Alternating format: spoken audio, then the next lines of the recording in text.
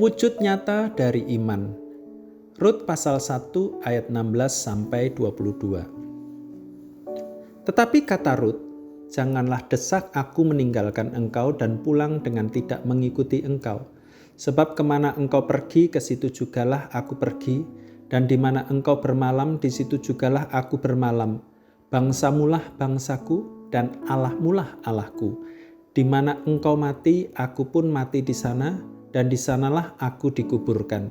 Beginilah kiranya Tuhan menghukum aku, bahkan lebih lagi daripada itu, jikalau sesuatu apapun memisahkan aku dari engkau selain daripada maut. Ketika Naomi melihat bahwa Rut berkeras untuk ikut bersama-sama dengan dia, berhentilah ia berkata-kata kepadanya, dan berjalanlah keduanya sampai mereka tiba di Betlehem.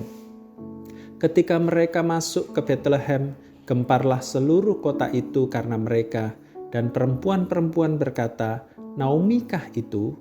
Tetapi ia berkata kepada mereka, janganlah sebutkan aku Naomi, sebutkanlah aku Mara, sebab Yang Maha Kuasa telah melakukan banyak yang pahit kepadaku. Dengan tangan yang penuh aku pergi, tetapi dengan tangan yang kosong Tuhan memulangkan aku. Mengapakah kamu menyebutkan aku Naomi? Karena Tuhan telah naik saksi menentang aku, dan Yang Maha Kuasa telah mendatangkan malapetaka kepadaku. Demikianlah Naomi pulang bersama-sama dengan Rut perempuan Moab itu, menantunya yang turut pulang dari daerah Moab, dan sampailah mereka ke Betlehem pada permulaan musim menuai jelai. Naomi adalah pengikut setia Tuhan. Di dalam hidupnya ia pernah mengalami kemalangan besar.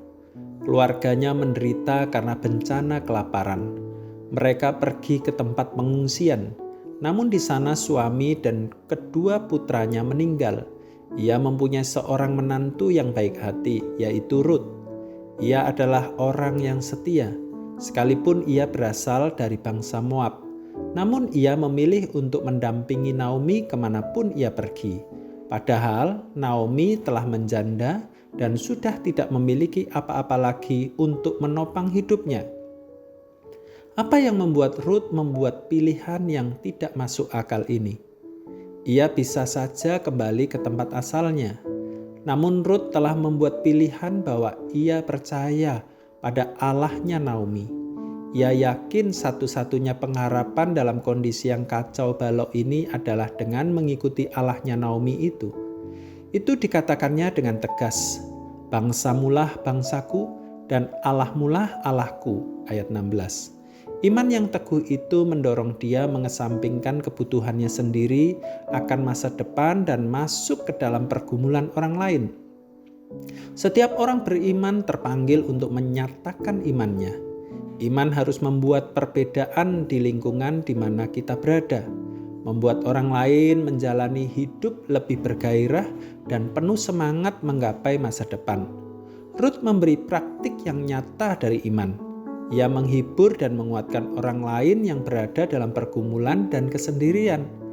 Naomi di masa-masa ini bisa jadi adalah ibu mertuamu yang kesepian, atau orang tuamu yang renta dan butuh pendampingan. Imanmu tidak perlu ditunjukkan dengan melakukan hal-hal besar. Cukup dengan kehadiran dan kasih yang nyata bagi mereka maupun orang yang lain, sehingga Allah dimuliakan melalui hidupmu. Iman tanpa perbuatan pada hakikatnya adalah mati. Tuhan Yesus memberkati.